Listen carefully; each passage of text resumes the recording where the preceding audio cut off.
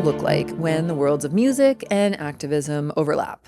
That's the question that I look at on this podcast. It's called It's Giving, and it's hosted by me, Ingela Travers-Hayward. This week, it's giving Eric Slick from the band Dr. Dog.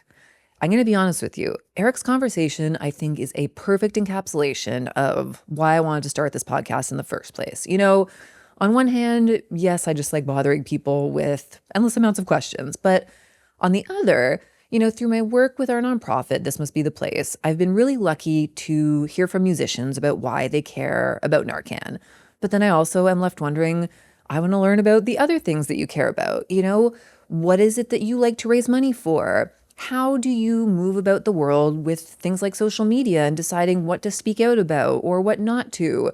You know, what pressure do you have as a musician with a platform? I think all of these questions are really fascinating, especially in this day and age when there's just so much insanity going on in the world. And so this conversation with Eric is really far reaching. You know, I get to hear about the first thing that he ever wanted to raise money for when he was a younger musician starting out.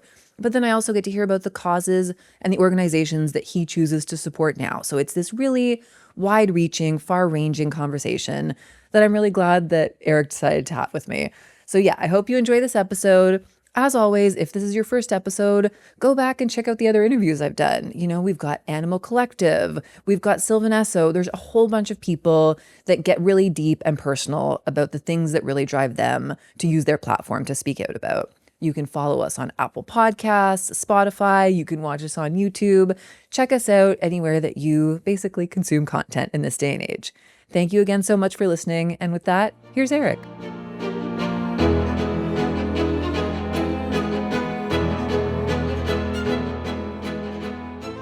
I've got a corgi under the table in front of me, so you know who knows if he'll make himself known. It's not. It wouldn't be the most outrageous thing if we started to hear him barking. So I'm glad you're in the same boat. Yes, they're very much so. Well, thank you for having me. Of course, yeah. So, you know, Eric, how I usually like to start this off. I started off in a very broad way. I think, you know, as a musician, or you know, I guess even as just a person in the world, do you remember the first time you really saw a musician interact with social good? I think I remember seeing a musician. I mean, I grew up in Philadelphia, so there was lots of charitable concerts and things like that. So I think my earliest memories are probably like my parents talking about Live Aid, if I'm going to age myself a little bit. Someone else has said that before, so no, that's a good answer. So I think Bob Geldof is probably my earliest humanitarian influence. I think I was talking to Brian from Animal Collective, and he said the exact same thing. So yeah, that's a very good answer. Yeah, and I think sort of then looking more inward, you know, you have been a musician for quite some time. You know, you've been drumming with Dr. Dog for 16 years, I think it is. You know, do you remember the point where music and sort of social justice or humanitarian efforts or whatever it was something that you were able to do as a musician in some form? Yeah, absolutely. I mean, I remember in my senior year of high school, we were tasked with doing a senior project, and of course, my skill set was limited compared to some of my other friends. And so like for the senior project, we could do whatever we wanted. And I decided to do a benefit concert. And I did a benefit concert for, it's a program for kids with special needs. And I see that as a form of social justice, because like there's so many kids that I grew up with in the Philadelphia public school system. We had integrated schools with kids who had special needs, kids with special needs. And it's something I'm still extremely passionate about. And it was that senior year of high school where it really sort of codified into a thing that would become, you know, a part of my life. What is it that, was it just sort of, not to disrespect high school kids, but they're not usually quite that empathetic when, you're a 15, 16-year-old teenage boy. What was it that sort of made you care about this? I saw an article in Modern Drummer magazine about a program for people with disabilities in California, and I was reaching out to them constantly trying to figure out ways I could get involved. And they're like, well, this is only in LA. And I was literally on the other coast. And I think something about it, in my elementary school, we were like totally integrated. The school started as a the school started in the early 1900s with lots of programs for special needs kids. So I think it's just always cool. it's just always been ingrained in me. And when I saw that thing in Modern Drummer, I was like, that's exactly the kind of thing I'd like to be involved with, and especially help them raise money for like accessibility ramps, percussion instruments, after school programs. I mean, it kind of spans far and wide where the money goes for something like that. How did it, one of the things sort of I've learned through running my own nonprofit is like, you can't do this work just to feel good about yourself, right? And it's like it's not about you, and if you're doing it just for you and to brag about it, then like that's a horrible reason to do what you're doing, but as a kid, you doing that, do you remember how that felt? Like how it made you feel to be able to do this for them? Well, it just felt very normal. It just felt very second nature because from pre-K until fifth grade, like I said, the school was integrated already. So it didn't feel like it was too far-fetched, and it felt just like an extension of something I knew to be true, which is that like everybody deserves to have equal rights. And whether that means access to education, whether that means access to like having an IEP or having just programs in school that neurotypical kids just take for granted or have access to. I think that's always been really important. And again, it just felt like an extension of what we knew to be true very early on.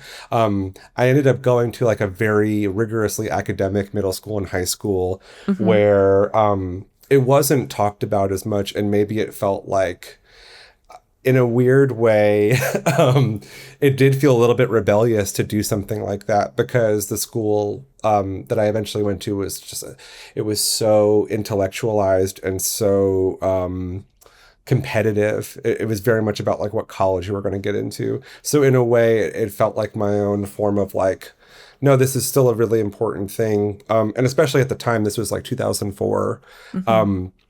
It just felt normal. Yeah, that's awesome. And I mean, has that sort of rebelliousness, or I think ultimately like that care for other people, have you found ways to have that translate in your career as a musician as you've sort of gotten older and as you've gotten more professional? Like, I've read about you've done the benefit concert for the folks in North Carolina when they were going through the floods, Yes. How do you move about as a musician now while still having that deep empathetic spirit? Well, I think if you're a musician now, everything is very much in your face all the time. Whereas when I was first getting started, the first bands I was touring with were pretty political bands. I was playing with a Zappa cover band where the leader of the Frank Zappa cover band, Frank Zappa, has a lot of it's what's the word I'm looking for? It's like a little hypocritical. There's some things about it that I think are extremely progressive. There's a lot of things about it I think that are extremely demoralizing and regressive, especially as I get older. But the guy who ran that band was very much an activist, still is, especially politically.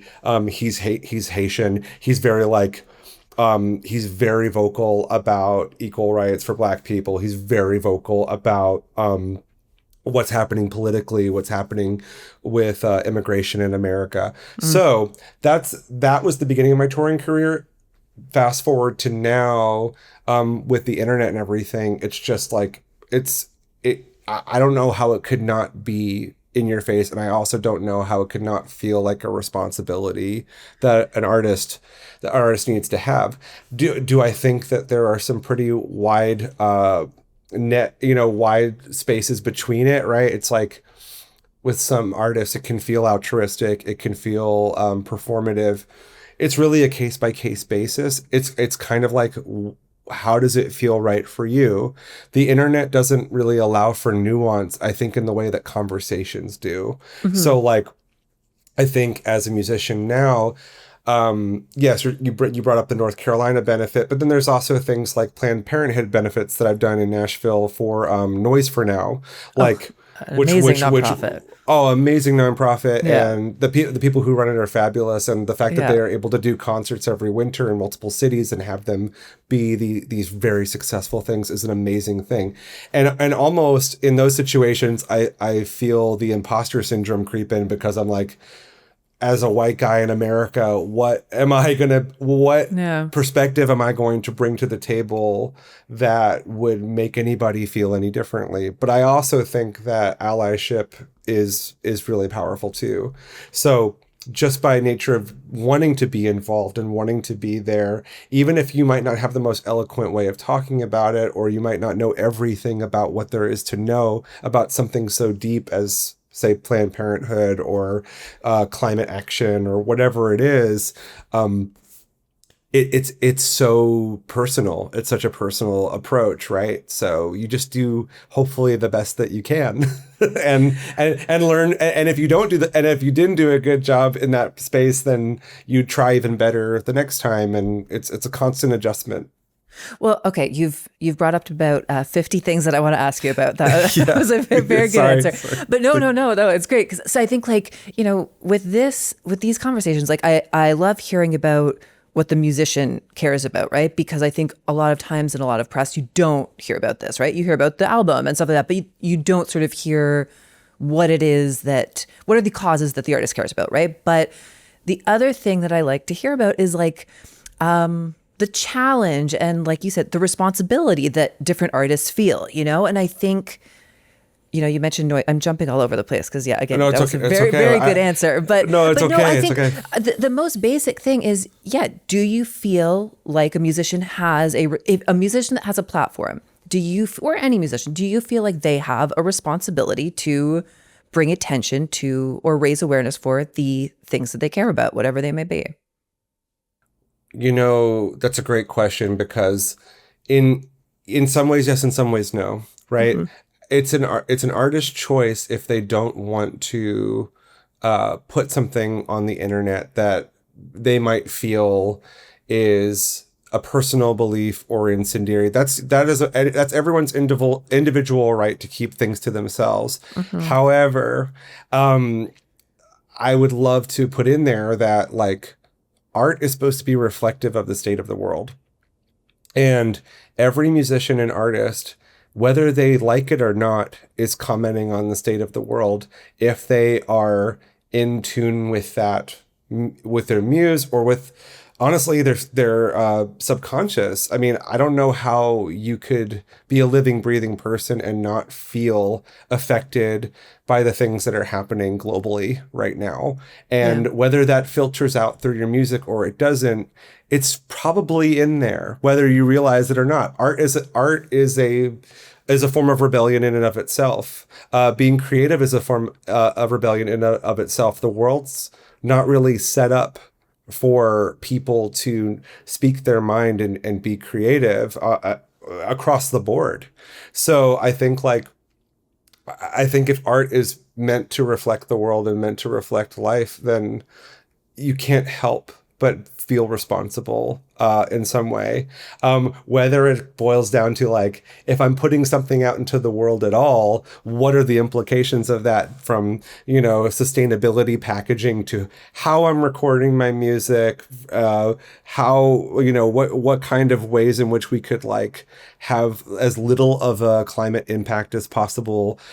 What does touring look like with those parameters too? It's like every little detail crosses your mind at some point. Is it hard in a certain way to have to constantly be mindful of, all of these little things of how do you balance all that? Well, it's not so much that it's hard per se, but it's just like something to have awareness about. Mm-hmm. Because at the end of the day, human beings are resource suckers. Like, we can try to have as little impact as we can, but, like, even in these moments where you're like, I'm dehydrated and I need a bottle of water, mm-hmm. and I'm in the middle of nowhere, I have to go buy a bottle of water. You still have some kind of impact. You know what I mean? Mm-hmm. So I think, like, it's not so much hard. It's more like, it's like anything, right? It's like and awareness is key. If you are aware that you get angry when you're driving, say you have road Fair. rage. Yes. Yes. Say you have road rage and you want to work on it. The best route, in my opinion, to mutating that into something positive is through awareness and through mindfulness and being like, I'm aware that right now I'm being irrational, but like in that understanding that I'm being irrational, I'm lessening the anger the next time this happens, hopefully, even if it's by a fraction of a percent. Yeah. And I think it's the same thing in talking about things like the war that's going on right now, or things like Israel Palestine. These are incredibly nuanced things that even like deep political heads have a hard time talking about. Yeah. But as an artist, it's you can do all of the research that you need to come to your own conclusions about what's right for you. And then hopefully that awareness is propelling you each time to being like, oh, maybe that is the right way to look at it. Or maybe I need to understand multiple perspectives around something that is like so globally difficult. Yeah. Well, I mean, as an artist, what is the best way, or what is a helpful way to have those kinds of conversations, or to bring those things to light, because I know at the beginning you said conversation is one of the best ways, because it's, with the internet, nuance, those two things, it's tough, but, you can't necessarily have a conversation with every single fan of yours all the time. So for you, what is a helpful way to sort of get that across? Well, I think like approaching it, you brought up empathy before. I don't necessarily see myself as like the most empathetic person in the world. Yeah. I know that I do feel empathetic, and if somebody wanted to talk to me about something in person, I would try to welcome it with as open eyes and ears as possible, Yeah. because I want to hear their perspective on it. Even people's perspectives that I don't necessarily agree with, if I can hear their point of view, I can at least better understand where they're coming from, so Yeah. that I can either A, have more empathy for them, or B, be like, well, there's no way like the analogy that I've heard before is like, I'm on a ladder and the person that I disagree with is on another ladder, and they might not want to jump over to my ladder at all, but if I can get them to come down a couple rungs so we can see eye to eye, then we can actually have a conversation about what's happening. And also I think like in those conversations, being respectful Yeah. is where it's at. Even if I, say somebody like a MAGA voter, right? We use that as sort of the most extreme version of this example, like Yeah. of people who have like, in a lot of cases, opposite moral beliefs than I do. Mm-hmm. But it's still helpful for me to have some kind of conversation so I can be like, where are you coming from with this, Yeah. and why is it that you've landed here, and is it because of your upbringing, is it because of your parents, like have you been indoctrinated, like I like these Yeah. are like things that I think are helpful, and conversations, especially uncomfortable ones, it can still be uncomfortable and it can still be peaceful. It seems Yeah. like sort of like a dichotomous thing, but like you can still respectfully disagree with somebody. Yeah. Yeah. I mean, as a Canadian that moved to New York and then moved to Ohio, I had to very much learn that, like, being able to talk to someone that you even might vehemently disagree with, that's really important, And again, it's not about winning them over, but it's about being able to show them respect, and talk, because you're not going to change someone's mind if you're just yelling at them, But I think being in Ohio really taught me that. And I'm curious if sort of you, as you've toured throughout the country, has that sort of helped you learn more about, what issues you want to help support, what issues you care about, sort of seeing what's going on in the different parts of the country?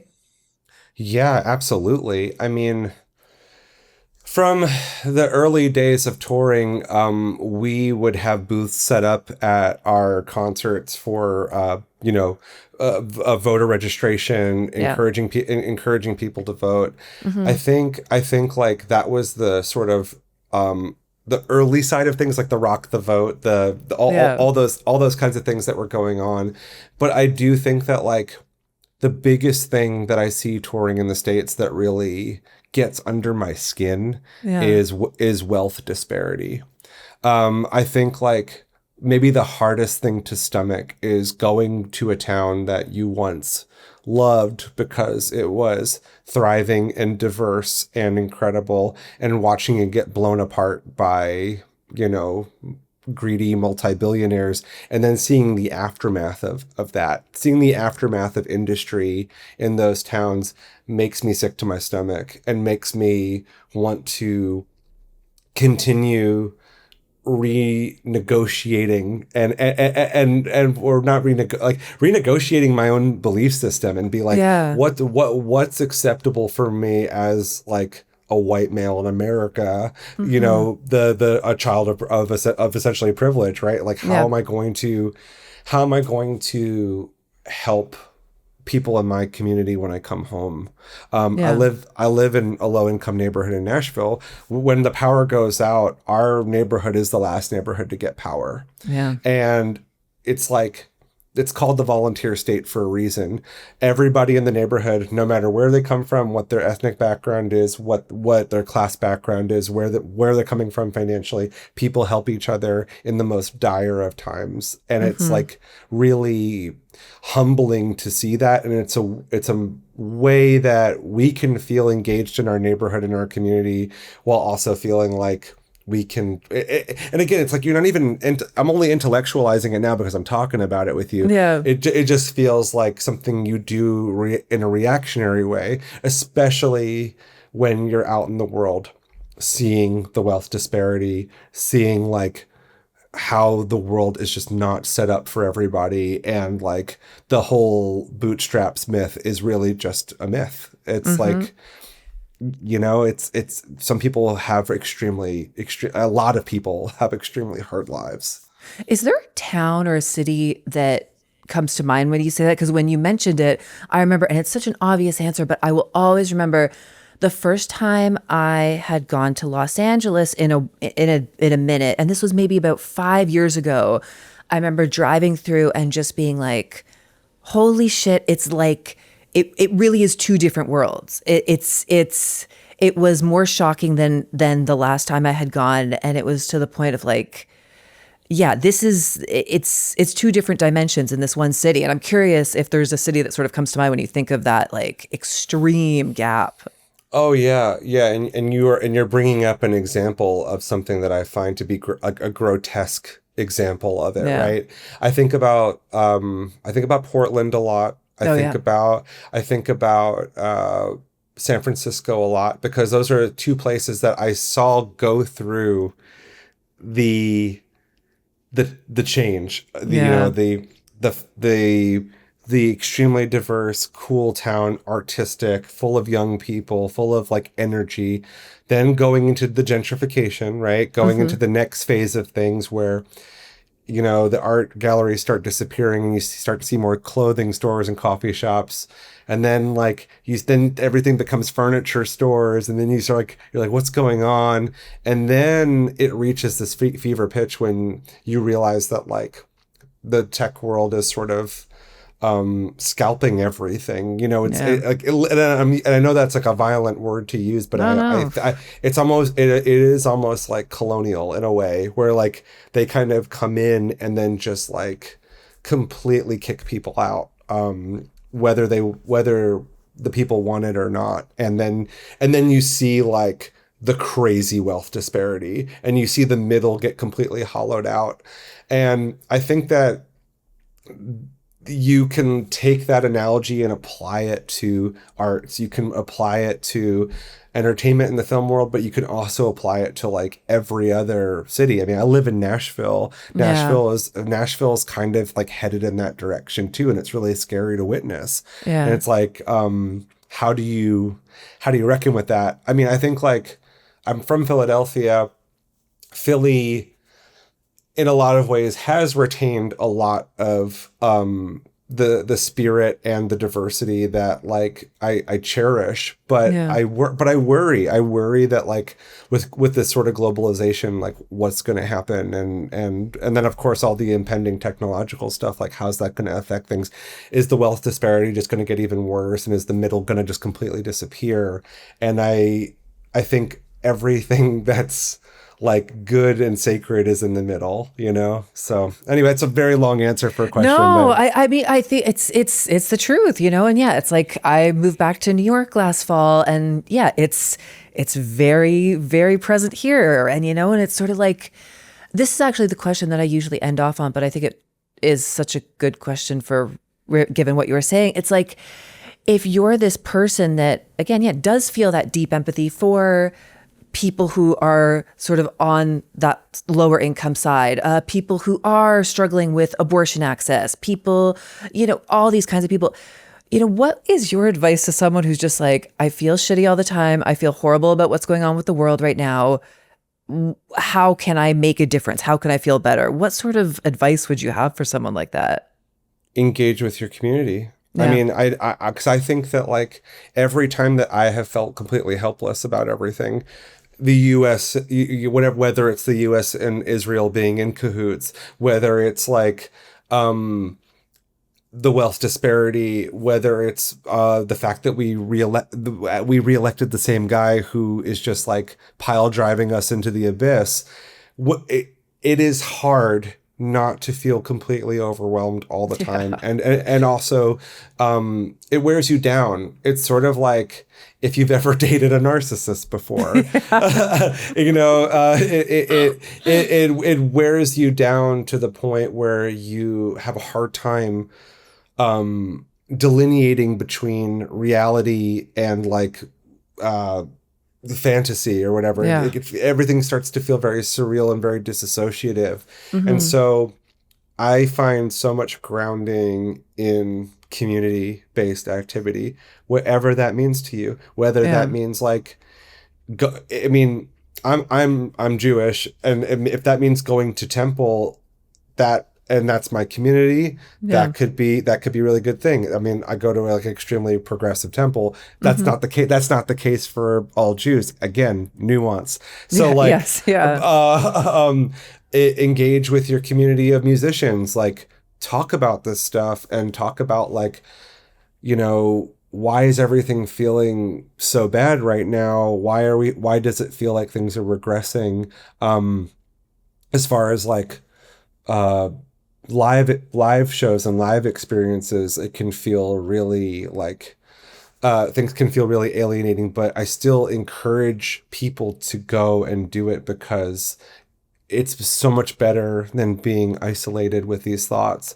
You find like-minded people, you vote, you engage in community activities, whatever that means for you. If that means going to church, if that means going to the dog park, if that means talking to your neighbors, and Yeah. also and also being okay with correcting your neighbors when they say some things that might be unsavory. Like, Mm-hmm. I think like that's all right. You know, that's a way to not only fight off those feelings of overwhelming despair, but I also think it's a way to grow, and it's a way to do things on the granular level. When I saw what happened with Asheville and Yeah. Hurricane Helene, I was blown away at the granular action that was taken, because like, Yeah.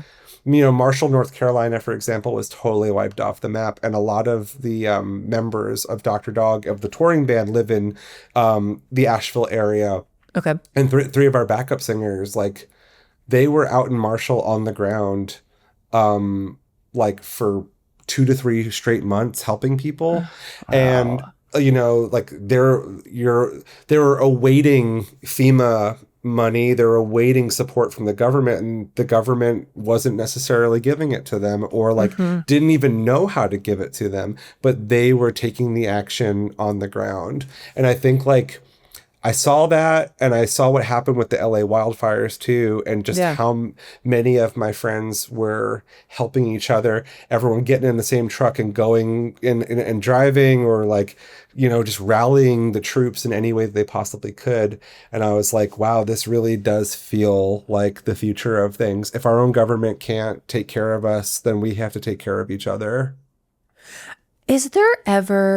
Are you ever nervous about saying any of this publicly? Does that ever, not because you've said anything incriminating here, but No, no. I always wonder, like, yeah, as a musician, is there ever a pause where you're like, I live in Nashville, maybe I'm not going to publicly support Noise for Now, or, X, Y, or Z. Does that ever cross your mind, or are you just like, no, this is what I care about, and so I will tell, if anyone asks, I will absolutely tell them there's no fear there. Yeah, you bring up a great point. With something like the Israel-Palestine thing, there were Yeah. times where I would share things, and some of my friends, especially my Jewish friends, would reach out to Yeah. me and be like, "Whoa, dude, like, what's going on?" And it doesn't Hmm. necessarily mean that they disagreed with me. It just meant that maybe they didn't understand the full breadth of the situation or whatever it was. In that Hmm. instance, because of the lack of nuance online, I felt like I'm just like, no, this is inhumane. And Yeah. so like if I feel like something's inhumane, I'm going to say something about it. So that was probably the only time in recent years where I've had to like give myself pause about certain things, because I was worried that people were going to misunderstand where I was coming from, especially because there was such a deluge of information, some of which was true, some of which wasn't true, coming out. So I thought that that was a time when I was a little bit like, I don't know. But for something like Noise for Now, which I'm just Yeah. like, if we're not all on the same page about this at this point, Yeah. what are we doing? You know what I mean? I think it's it I don't understand how you could be an artist and musician in 2026 and not feel some kind of outrage about the way things are going. So like, no, I guess on the broader sense of what you're asking me, I don't think that I feel bad about it, because what's the worst that's going to happen, right? It's like I feel strongly about something, and then what? Like I get a DM from somebody who wants to spew some vitriol at me about it, or I get a Hmm. comment that's negative. I can just delete both of those things and forget about them. Yeah. Um, and if you're in a weakened or vulnerable state, maybe you do respond, and you respond in a hot way or something. But like, Hmm. I don't. That was probably the only time in recent years where I felt maybe a little bit of pause, because I felt like the scope was so nuanced for so many different people, and it was like directly affecting my community in such a deep way, where I think a lot of people didn't know what to say or how to feel or how to like express what was going on, because like it's such a complicated issue. Yeah. My last question, I promise. Do you consider yourself sort of a generalist where good is concerned, or would you define sort of the causes that you're passionate about to fall into a certain lane? Or how would you describe at the end of the day, this is what is really important to me? I think you have to go with your intuition, Yeah. right? Like in the case of like trying to uh provide support and be an ally for uh kids with special needs, or neurodivergencies, families who are dealing with that kind of thing. I do think that like that is a lane that, just like, again, it's kind of going back to where we started, it's like that was a lane that felt very natural to me. My wife is now a paraprofessional with Oh, cool. special needs kids and works with them every Cool. single day, so we're both like very much in that world and talking about it constantly, and like thinking about all the possible ways in which like those kids need advocacy. um Advocacy is like is everything, right? It's like, especially if they can't advocate for themselves, who's going to advocate for them? If the family's not going to advocate for them, are the schools going to advocate for them and like set them up for success? I think advocacy is like everything, and I also think that like there is no right or wrong. It's just like, what are you passionate about? There are people who are extremely passionate about abortion access, especially in the South, especially because it's like downright illegal in some of these places, and people are having to cross state lines, and it's like very dangerous. So it's like you can find things that you're impassioned about. It's not, again, it's not a self-serving thing. It shouldn't be a self-serving thing. It's your duty as a citizen and as like a fellow human to care and to want to just like make change and want to be there and help. Well, you did an exceptional job at bringing it full circle, so I will end it there. Eric, thank you so much. I really appreciate it. Oh my goodness. Thank you so much for having me. What a great conversation.